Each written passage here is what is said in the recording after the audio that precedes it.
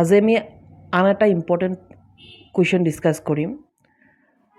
ইউক্লিডৰ কলন বিধি ব্যৱহাৰ কৰি 210 আৰু 55ৰ গসাউ কিদৰে উলিয়ায়। এইটো অংক আহি থাকে। এই চেনেলটোত মই 2026 চনত মেট্ৰিক পৰীক্ষাত আহিবলগীয়া ইম্পৰ্টেণ্ট প্ৰশ্নবোৰ আলোচনা কৰিম। গতিকে সকলোৱে চেনেলটো ছাবস্ক্ৰাইব কৰি ল'ব। আমি অংকটো আৰম্ভ কৰোঁ। প্ৰথমে মই লিখি ল'ব লাগিব যে ইউক্লিডৰ কলন বিধি ব্যৱহাৰ কৰি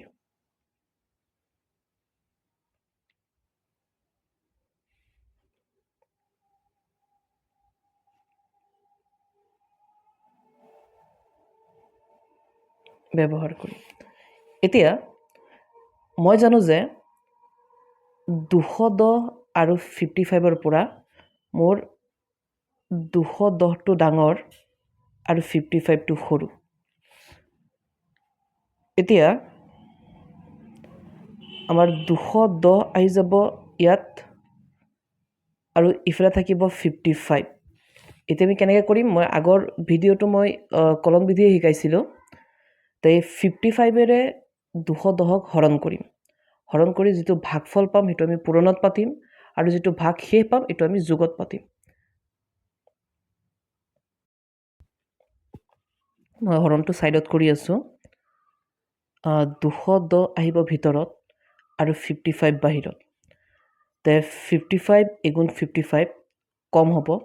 গতিকে আমি যদি 55 তিনি গুণ দি চাওঁ, 3 5 15 থাকিব 1, 5 3 গুণ 15 1 16, 165।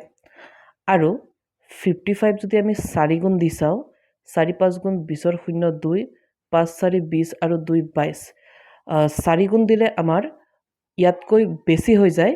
গতিকে আমি এই বেছিটো আমি কেতিয়াও দিব নোৱাৰিম। গতিকে আমি 3 গুণ দিম। তো ইয়াত যদি আমি 3 গুণ দিওঁ তো আমি পাম 165। এতিয়া এইখিনি আমি বিয়োগ কৰিম। 0ৰ পৰা 5 বিয়োগ কৰিব নোৱাৰি। এই লগৰজনৰ পৰা 1 এটা ধাৰ কৰিম। হৈ যাব ইয়াত 10। 10ৰ পৰা 5 গুচি গ'লে 5 থাকিব।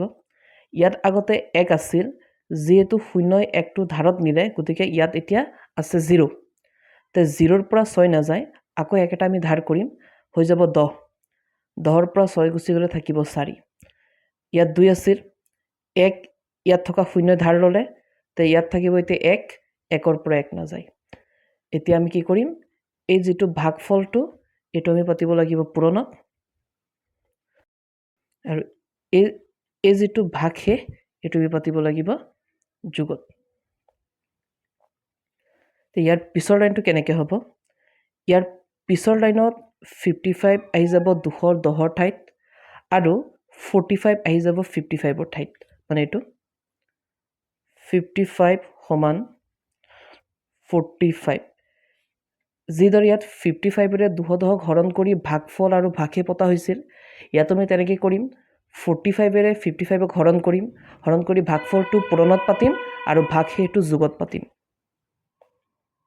হৰণটো বাৰু মই ছাইডত কৰোঁ। 55 আহিব ভিতৰত আৰু 45 বাহিৰত।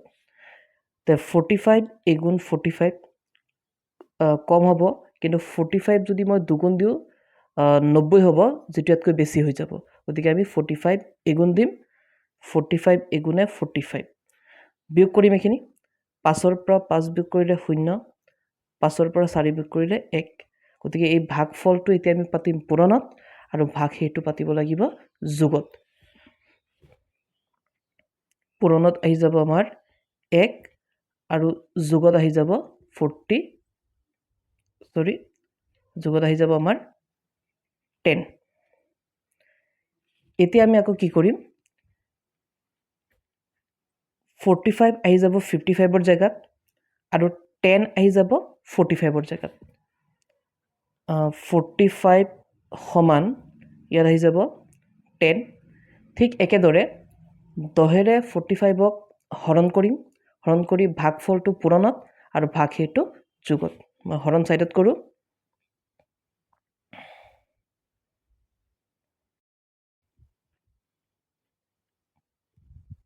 45 ভিতৰত 10 বাহিৰত আমি জানো যে 10 4 গুণ দিলে 40 হ'ব আৰু 10 5 গুণ দিলে 50 বেছি হৈ যাব গতিকে আমি 10 4 গুণ দিম 40 তে 45ৰ পৰা 40 গ'লে থাকিব 5 ভাগফল পূৰণত আৰু ভাগশেষ যোগত মানে পূৰণত আহি যাব 4 আৰু যোগত যাবগৈ 5 এতিয়া আমি কি কৰিম আকৌ